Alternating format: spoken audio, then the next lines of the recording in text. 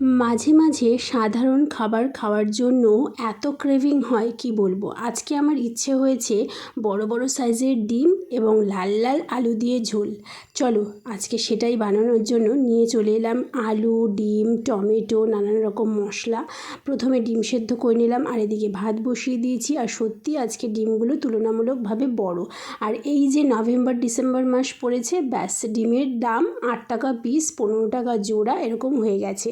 ডিম ভেজে নিলাম, আলু ভেজে নিলাম, তারপরে সর্ষের তেলের মধ্যে জিরে তেজপাতা ফোড়ন দিয়ে, আর আমার অবস্থা দেখেছো, চামচ সমেতই দিয়ে দিয়েছি, পেঁয়াজ আদা রসুন দিয়ে দিলাম, আর তার মধ্যে কুচানো টমেটো দিয়ে ভালো করে কষিয়ে নিয়ে আলু ভাজাটা দিয়ে দিলাম, কষিয়ে নিলাম, তারপরে ভাজা ডিমটা দিয়ে দিলাম, কষিয়ে নিলাম ভালো করে।